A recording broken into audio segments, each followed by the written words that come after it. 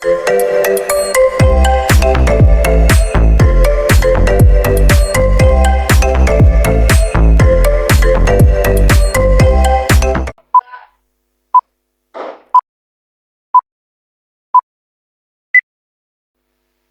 selamat datang dan pada hari ini kami telah mengundang seorang alumni lulusan SMA Negeri 4 Denpasar untuk bercerita tentang jurusan yang ia tekuni dan jenjang karir beliau untuk menginspirasi kita semua.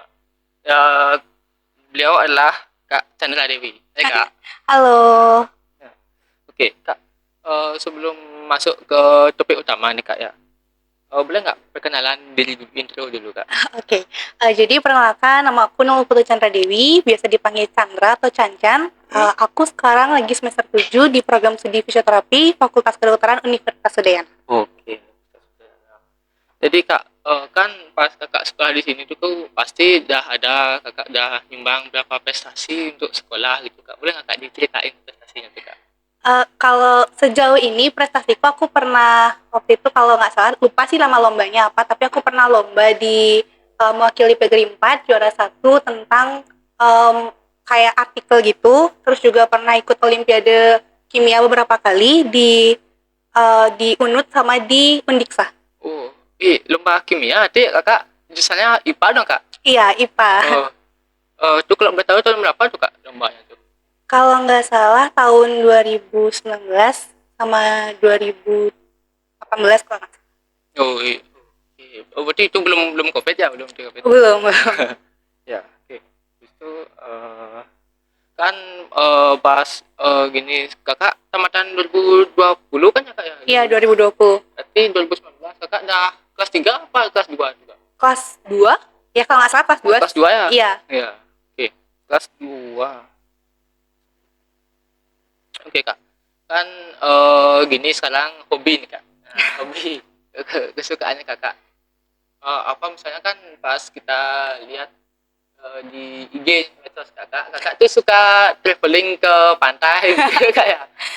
Iya, tapi kalau dulu aku tuh hobinya tuh kayak lebih suka baca kayak baca webtoon, baca komik. Tapi kalau sekarang itu lebih ke ya jalan-jalan, karena kan padat sama tugas kuliah, jadi kita butuh healing dong. Jadi Oh iya, ya kita healing.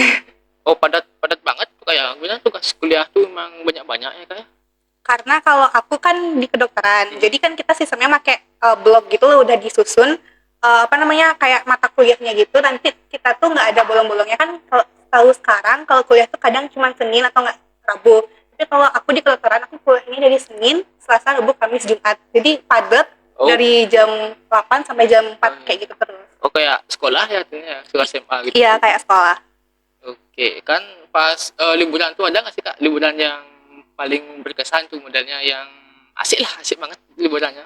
Liburannya asik. Oh, kalau nggak salah waktu itu aku lupa tempatnya kemana, tapi waktu itu aku sama teman-temanku setelah semester 6 setelah KKN itu, aku jalan-jalan sama teman-temanku ke Kintamani, dan itu kayak seru aja sih karena kita dari pagi bangun terus sampai sore kita jalan-jalan ke Kintamani. Oke, jalan-jalan kemana tuh? Ke pantai atau ke tempat gini atau terjun mungkin?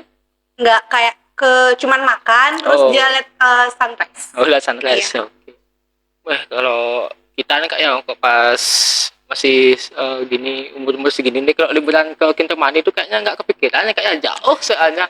Paling nggak ya liburan nyari gini terjun dari air bersih di Karangasem biasanya. Di apa tuh di Rendang lembah Bidadari Kak tahu? Nggak pernah. Coba ceritain gimana kesana, seru. Seru itu pas jam 8 pagi itu mintanya kumpul. Pasti kumpul di rumah teman, nggak ada gini, ada yang datang masih bertiga aja tuh. Habis itu pas jam 9 baru datang semuanya. Nah, pas berangkat itu udah si bingung lagi lihat Google Map-nya, mana nih bener apa nggak ke sini nih. Habis dah lihat jalan gini ke jalan Karangasem Rendang. Oh, ini dah dia benar masuk ke sini. Nah, itu tempat yang udah pernah viral sih Kak di TikTok tuh ya. Bersih tempatnya kayak ada gini apa tuh air mata air lah gitu gininya sungainya. Pas kalau liburan ke pantai itu pantai mana yang paling paling bagus gitu loh gini saat pas Pantai. Aku nggak pernah jauh-jauh ke pantai mana ya, tapi lebih sering ke Sanur sih karena lumayan deket dari rumah. Terus juga tinggal duduk, lihat matahari udah saya pulang lagi gitu. Oke, oke, ke Infi kayak namanya. Ya ya, sambil ngopi ya. Ya, sambil beli kopi good day biasanya. Ya, kalau ke Infi itu biasanya yang paling susah bangunnya sih, Kak. Ya kan Bangun. harus pagi-pagi. Iya, harus pagi-pagi baru bisa lihat sunrise. Kakak pernah liburan ke pantai yang di Kuta itu nggak, Kak? Pernah sih, tapi lupa namanya. Pernah waktu itu juga waktu SMA, Hah? satu kelas gitu juga pergi sama wali kelas kalau nggak salah. Pergi juga ke pantai sampai malam, tapi lupa nama pantainya. Wih, pantai pantai Tembalangan ya, Kak namanya? Iya sih kayaknya. Kayaknya Iya, yang tebing tuh. iya, iya. Ya, yang tebing tuh Iya. ya, benar ada Balangan. Wih, pernah dah dulu sama teman-teman berdelapan ke sana, tapi nggak satu kelas. Berdelapan ke sana. Wih, nyasar juga di sana, Kak, karena kan jalan gede kita nggak tahu medannya di sana. Iya benar. Ke Benah sempat nyasar sampai ke jalan tol nyasar. Ih, gimana nih jalan tol nyasar nih? Ya terpaksa putar balik. Lihat lagi Google Map, oh baru ingat jalannya. Sampai sana hujan lagi, nggak sempat lihat sunrise. So. Gulam hujan lihat sunrise. Weh, gimana nih? Nah, yang neduh aja dah dulu. Ntar kalau udah hilang gerimisnya baru ya bisa lihat lagi. Gitu. Oke. Oke, langsung ke jurusan aja, Kak ya. Oke. Kenapa Kak bisa kepikiran tentang jurusan fisioterapi, Kak? Jadi kalau kenapa sih aku kepikiran jurusan fisioterapi? Jadi waktu itu aku kelas 3 SMA, jadi kelas 12 kan 12 MIPA, kan disuruh untuk memilih PTN sesuai dengan perankingan paralel kan. Iya. Nah, jadi kita milih di sana apa sih yang mau kita ambil gitu. Aku waktu itu masih bingung mau ngambil apa, jurusannya apa ya. Tapi setelah aku cari-cari tahu apa yang aku inginkan, dan aku ingin itu karena aku MIPA kan jadi pengen ke kesehatan Ya, kan. Jadi kebetulan. aku pilih ke kesehatan, terus aku cari PTN yang aku pengen tuh kalau nggak salah Unut. Di Unut itu kan deket biar nggak sampai keluar Bali. Iya. Nah jadi di Unut tuh aku cari-cari apa sih jurusan kesehatan di sana. Ternyata ada pendidikan dokter, kedokteran gigi, keperawatan, psikologi, kesehatan masyarakat, sama fisioterapi. Aku cari prospek kerjanya yang aku minati. Ternyata aku kepikiran untuk masuk fisioterapi karena nggak cuman hanya di kesehatan aja kita berkecimpung di fisioterapi, tapi kita bisa di gym sebagai membantu pelatihan gym juga ataupun menjaga atlet sebagai pelatih atlet nantinya. Oh, ada tuh hubungannya sama gym itu Kak ya? Ada, ada. Oke, gimana tuh Kak hubungannya? Kalau untuk hubungannya kan nanti kalau misalnya ada orang gym datang, kita tanyain dia ini mau melatih apa, melatih massa otot, apa menurunkan berat badan, kita bisa kasih bantu, kasih tahu gitu loh ini cara yang benar bagaimana gitu. Oh, tuh. Oh, berarti emang banyak ya gininya apa tuh menjerumus ke mana-mana gininya fisioterapi itu. Iya, Ya betul gini sekali. Kak, kan saya nih punya masalah nih Kak. Kalau mau naikin berat badan tuh gimana tuh sebenarnya Kak? Bulking namanya kan, Ya. kalau naikin berat badan tuh bulking, jadi kayak makan dulu, habis itu nanti kita menaikkan massa berat ototnya, kan yang ditanyain itu ototnya, jadi nanti ke gym aja bakal dikasih tahu apa-apa yang harus kita lakukan di sana, terus makannya dalam sehari berapa kalorinya gitu. Oh, artinya itu kebutuhan kalori tubuh juga ya Iya. maksudnya. Kan gini, saya nih suka olahraga aja emang karena ya emang pengen berisi aja dah badannya. Pas bulking dah makan banyak nih Kak, dah makan banyak dah proteinnya tuh udah tercukupi lah dibilang. Masih juga segini-segini Kak, gimana tuh Kak? Berarti kan ada beberapa metode yang salah. Kamu Oke. pakai gini nggak? Ada pelatihan gitu? Enggak sih Kak, cuma modal di Google sama yang ada di medsos-medsos saja. Kalau bisa langsung aja ke gym, nanti kalau misalnya bisa kan tanya-tanya sama orang-orang gym sana pasti tahu caranya gimana untuk naikin berat badan, karena kan metabolisme tubuh orang tuh beda-beda, Oh, iya, berat badan metabolisme. orang beda, Iya, terus cepat juga ya. tinggi tubuh orang beda-beda. Jadi ya gitu. Oke Kak.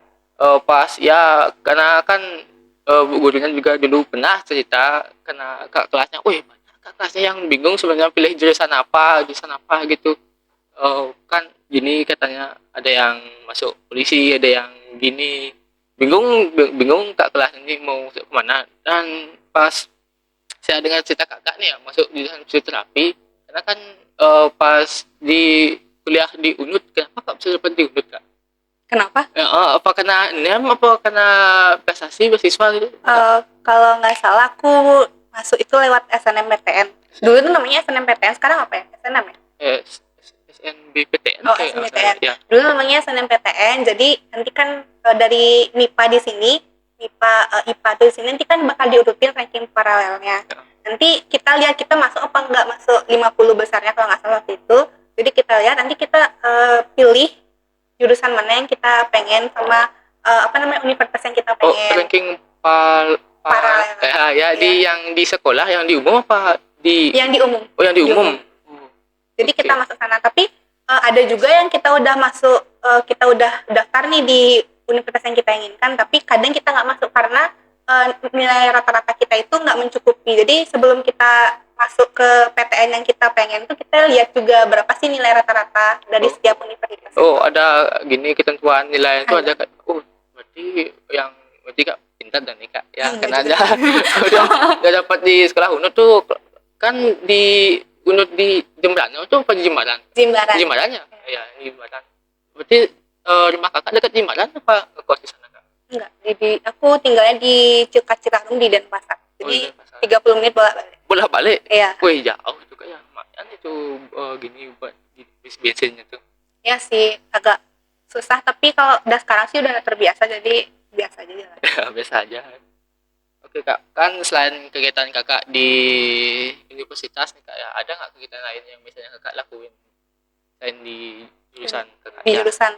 Kalau sejauh ini sih aku nggak ada kegiatan lainnya. Paling cuma untuk kayak kuliah, terus juga sebelum ini tuh aku ikut kayak organisasi-organisasi, kepanitiaan aku ikutin juga.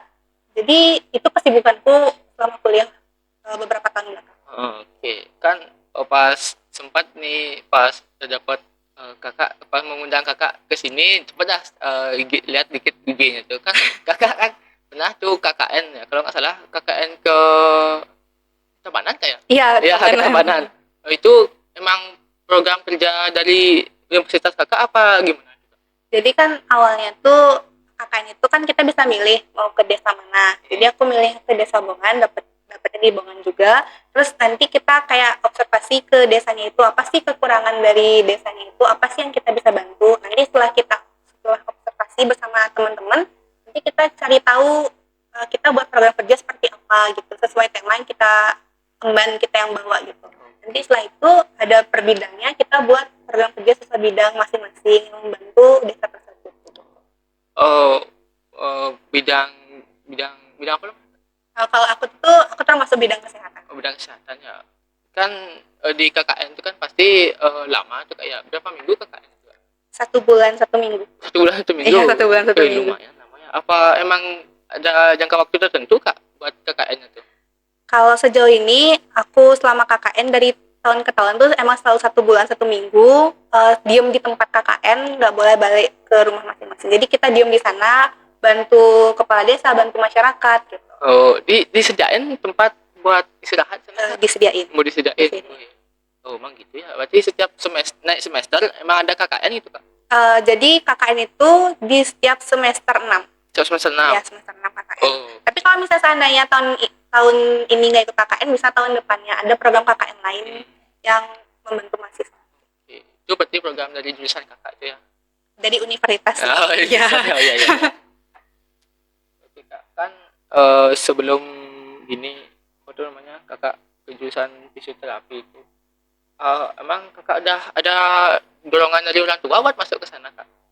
Enggak sih. Jadi orang tua aku itu bener-bener ngebebasin aku mau masuk kemana. Oh, dibebasin banget ya? Dibebasin. Jadi terserah aku pengennya kemana, sama minatku kemana. Jadi mereka tinggal ya udah mau masuk mana, nanti bapak sama mama yang biayain. Disupport. Gitu. Iya, disupport. Ya bagus sih disupport gitu sebenarnya. Jadi ada nggak Kak misalnya buat gini, apa tuh cara lain buat masuk ke universitas, misalnya buat ya dapat beasiswa gitu, gimana caranya biar dapat beasiswa biar bisa masuk ke universitas yang diinginkan gitu Kak? Kalau masuk isi beasiswa itu aku kurang tahu ya, tapi kalau untuk masuk ke universitas sendiri itu ada 3 cara. Yang pertama SNMPTN, SBMPTN, sama mandiri. Nanti kalau SNMPTN itu jalur perankingan, pakai nilai rapor aja. Yeah. Kalau misalnya SBM itu kita ada ujiannya itu ujian tersendiri. Kalau mandiri itu juga ujian juga dulu SBMPTN, terus nanti ada pembayaran lainnya yang membutuhkan biaya yang besar. Oh, yang besar. Oh, SNMPTN tuh kayaknya yang jalur buat dikit lah ngeluarin biaya gitu ya kak ya. Hmm. Oke. Oke kak, pas kakak pengen tamat nih dari universitas, kakak tuh ada kepikiran buat gini, buat klinik atau kerja di rumah sakit gimana kak? Kalau aku setelah lulus dari S1 ini kepikirannya itu belum, tapi karena aku akan lanjutkan profesi, karena aku ada program profesi lagi, baru setelah itu aku kepikiran untuk antara masuk S2 sama eh, kerja dulu di rumah sakit. Oke. Oh, kan kerja program profesi itu gimana lagi tuh kak? Jadi kan kita sarjana dulu 4 tahun, kita dapat gelar, terus ada program profesi. Nah, program profesi itu di mana nanti kita tuh akan kayak praktek itu di rumah sakit, kita belajar di rumah sakit langsung. Dari hal tersebut kita langsung bisa buka klinik, bisa kerja di rumah sakit. Karena setauku kalau misalnya habis sarjana itu kurang untuk boleh bekerja di rumah sakit atau menangani pasien. Oh, itu program itu kita nyari tentuin sendiri apa emang udah ada dari universitas? Udah ada dari Udah ada universitas ya, langsung. Oke. Oke kak. Kak, kan gini nih, apa tuh namanya? Udah eh, lama sekolah di sini juga udah tahu gimana gininya apa tuh suasana di sini dah kan pas kakak lulus tuh gini tuh kak apa tuh ada graduate itu kan di sekolah? Enggak. Ada. Nggak ada. Karena kan waktu itu 2020 itu bener-bener baru masuknya COVID kan. Kita waktu itu juga mau ngadain graduation, nggak dikasih karena lagi tinggi-tinggi dampak COVID. Jadi kita lulusnya kayak udah lulus. Udah lulus Ya gitu udah aja. lulus. Rapotnya ditunda berarti? Rapotnya itu kalau nggak salah dipakai per sesi gitu. Nanti kayak 12 MIA ini datang jam segini gitu. Dengan pakai masker tentunya, habis itu pakai hand sanitizer gitu, kan harus yang bersih gitu loh. Jadi datang ngambil rapot udah langsung pulang, nggak boleh diem di sekolah, nggak boleh kemana-mana, langsung aja pulang gitu. Oh iya emang ketat sih waktu itu ya. Kan pas angkatan kakak tuh berapa kelas udah kak? MIA-nya 3 kelas, IIS 1. 3 kelas ya? Iya, banyak ya. Banyak, banyak banget kalau di sekarang ya. Berarti itu Bu Ayi dah ngajar apa belum tuh ya? Bu Ayi, Bu Ayi? udah. Udah ya? Udah. Oh, pernah sempat di waktu itu dikasih lihat apa tuh namanya tugas-tugas seni budaya yang satu kelas tuh loh kak. Oh yang nari. Oh iya yang nari iya, itu. iya. Kakak buat nari apa tuh kelasnya? Kalau nggak salah, itu apa sih namanya, kayak genjek gitu deh, di luar gitu. Kita tuh nari, ada temanku namanya Fanny, nanti dia yang buat koreografinya, kita nari di sana, kita latihan juga di art center, nanti kita tunjukin di halaman sekolah. Oh, itu kan berarti satu hari itu emang semua kelas itu diambil, maksudnya semua angkatan itu.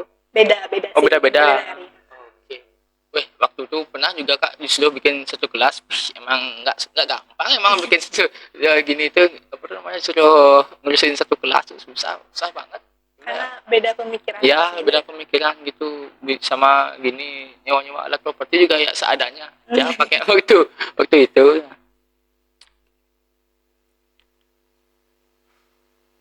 Oke kak, sama gini apa tuh namanya? Ini kan buat program proyek P5 kita nih kak ya, karena dulu mungkin nggak ada P5 gini karena kurikulumnya beda juga. Iya, kurikulumnya beda. Dulu, sekarang tuh presentasi di sini kak, presentasi ya laptop komputer itu suruh bukan gininya guru jelasin, kita suruh jelasin ke depan tuh itu kayaknya berat, dulu nggak kayak gini saya. Tapi lebih enak sekarang nggak sih, lebih banyak prakteknya. Kayak sekarang ada podcast, dulu kan ya, dulu nggak ada ya. Ada podcast dulu. Monoton dulu ya, tapi ada jeleknya juga sih kak, karena kan apa tuh P5 kayak gini tuh berat sebenarnya kak. Coba ceritain. Berat banget ya. Dari dulu pas kelas 1 tuh ada 3 proyek dapat tuh. Yang pertama proyek buat website, yang kedua pemilihan proses program Pancasila, terus yang terakhir ulang tahun sekolah. Ulang tahun sekolahnya tuh. Terus yang pas program proyek pertama tuh ya bisalah enteng-enteng aja, soalnya buat website gitu. Yang kedua, nah yang kedua ini udah lumayan berat nih karena udah gini tuh, udah kayak gini udah setup ruangannya tuh, isi ini nanti pemilihan suara-suaranya tuh. Nah yang terakhir ini dah, wih tuh baru seru tuh kak, program kelima yang terakhir pas kelas 3 tuh, pas program program kelima yang ketiga Apa? tuh ulang tahun sekolah tuh. Kak enggak dikit sama guru program Ulang tahun sekolah. ulang tahun sekolah tuh yang sampai ngundang band ordinary kalau nggak salah tuh. Waktu itu diundang sih, kayak ayo angkatan ini dateng karena ada ulang tahun sekolah. Kayak tuh nggak salah lihat di snapgram guru-guru di Instagram, ya udah buat set panggung kan. Nah tapi aku nggak dateng karena ada kesibukan lain. Oh sibuk banget waktu itu kan. Iya. udah KKN tuh, oh udah selesai tuh kan. Udah kok. Minum kak ya. Ya ini. Udah kak Pak.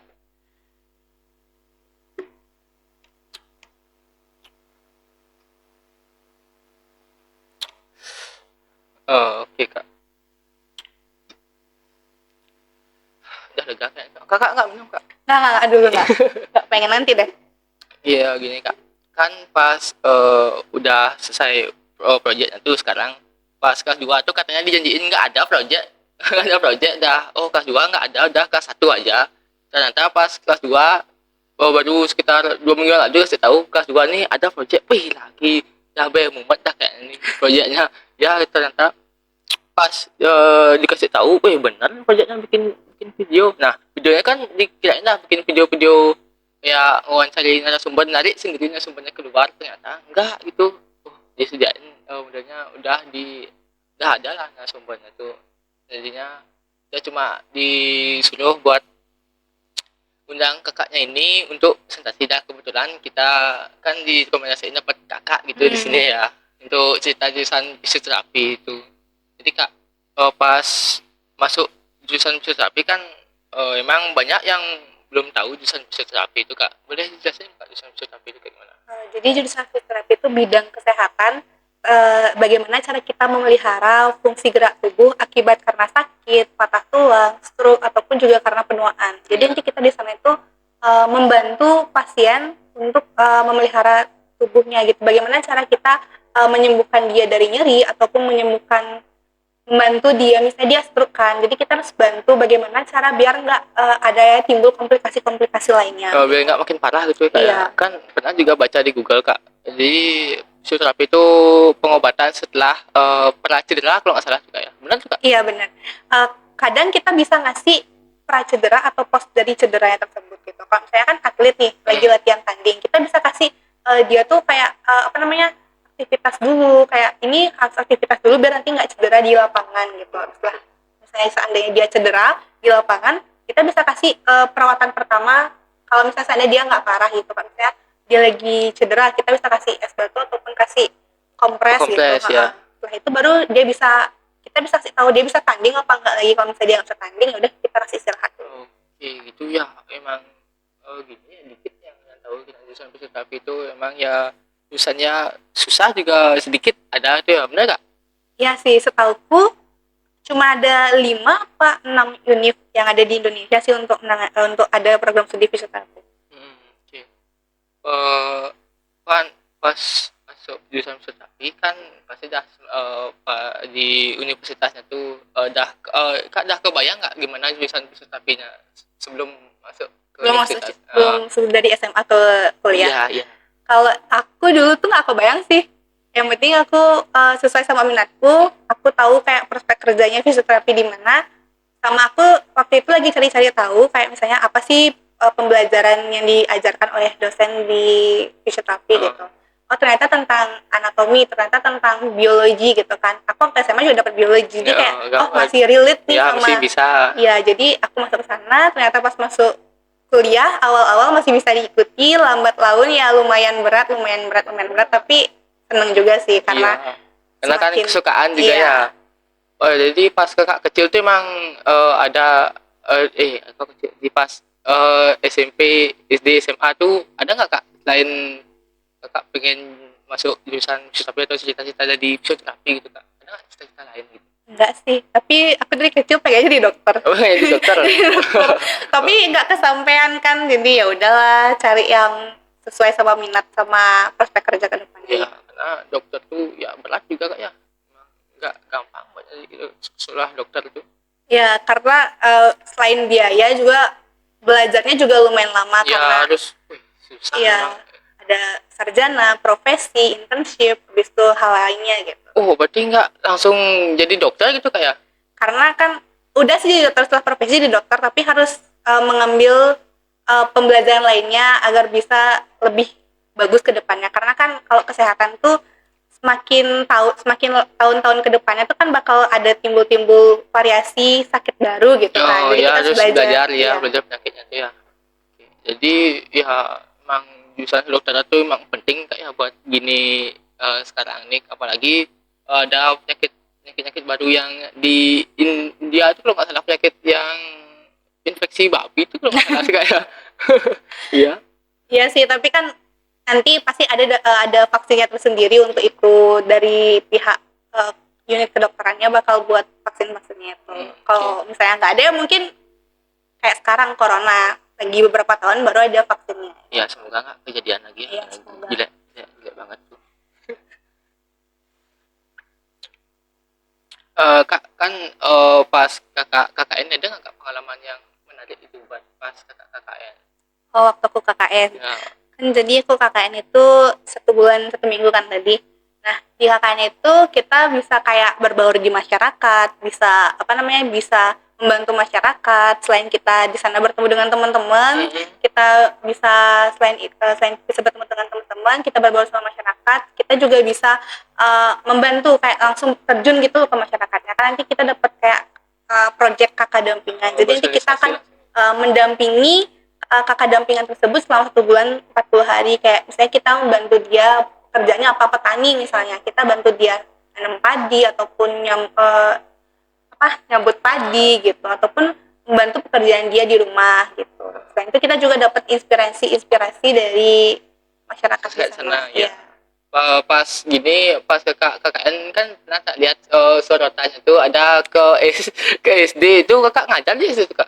Jadi di SD itu termasuk program kerjaku sama program kerja dari bidang sosial budaya namanya. Ya. Jadi kita tuh kayak kolaborasi sosial budaya tuh nanti ngajarin matematika sama bahasa Inggris. Nah kalau untuk bidangku sendiri itu kayak memberikan PHBS. PHBS itu kan perilaku hidup bersih dan sehat. Jadi kita di sana kayak ngasih tahu bagaimana sih perilaku hidup bersih dan sehat untuk anak SD. Tentunya dengan kita penyampaian dengan bagaimana sih cara anak SD, kayak misalnya ada tutorialnya, ada videonya dengan Ya, tentunya biar dengan ngerti video kartun. gitu. Iya. Berarti itu pas KKN-nya dicampur tuh kayak nggak berarti cuma jurusannya kakak aja, ada jurusan lain itu? Iya, jadi KKN itu ada 16 orang dengan program studi yang berbeda dengan fakultas yang berbeda. Kayak ada fakultas hukum, fakultas sasting, ataupun juga fakultas ilmu budaya nanti. Oh, banyak.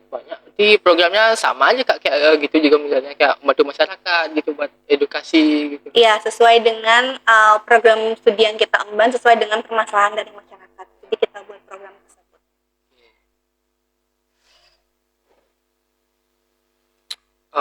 Lanjut nih kayak gini, pas KKN tuh kan ada modelnya nggak ada kayak apa namanya tradisi di sana yang pas KKN tuh ada kebetulan gini sedang ada tradisi yang lagi dijalanin gitu di desa Desa Bongan. desa Iya. Bongan tuh. Waktu itu ada sih waktu kita setelah Kuningan tuh ada tradisi Oh, Musuria. itu pas setelah Kuningan tuh KKN-nya Iya. Kak. Aku dari sebelum Galungan udah di sana. Oh, sebelum Galungan. Sebelum Galungan di sana. Jadi kalau nggak salah habis Kuningan itu ada namanya tradisi Musuria. Tahu nggak tradisi Musuria? Oh, kayak gimana tuh? Jadi tradisi itu nanti kayak ada banten gitu. Nanti kita kayak dilemparin uang, kita ngambil uangnya itu gitu. Jadi, dilempar Bantennya tuh isi sesari gitu. isi sesari, nanti sesarinya tuh kita bisa ambil gitu. Tapi nanti itu di tengah-tengah jalanan gitu. Jadi seru aja sih. Dilempar di tengah jalanan Iya, di itu. tengah jalan kita ambil gitu. Kakak kalau lupa.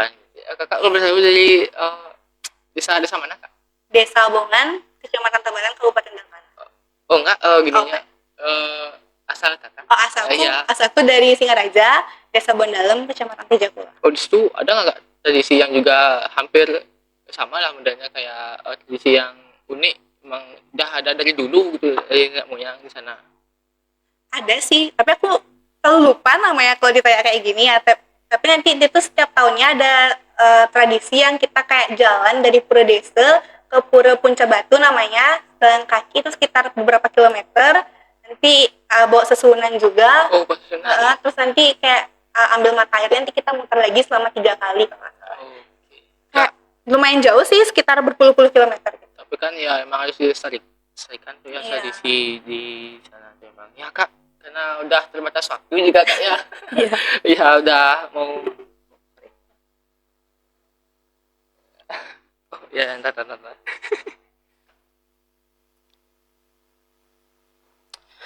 Oke Kak, terima kasih karena udah berkenan hadir di podcast kita ya hari ini karena podcastnya kelompok.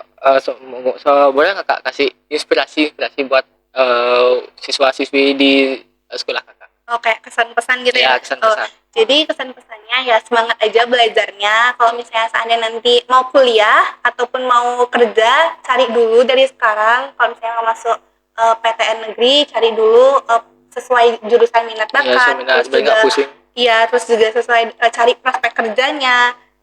Prospek kerja itu menjanjikan nggak di masa depan. Terus juga selain itu apa namanya, kalau misalnya mau nyari PTN negeri, lihat-lihat juga nilai dari PTN-nya Iya. juga ataupun nilai rapor kita udah sesuai apa belum. Kalau misalnya belum bisa ditingkatkan, kalau misalnya udah ya dipertahankan. Ya, Itu sih dari aku. kasih Kak. Oke, jadi itu udah podcast kita bareng Kak Sana Dewi ya.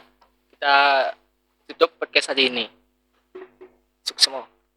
Sama.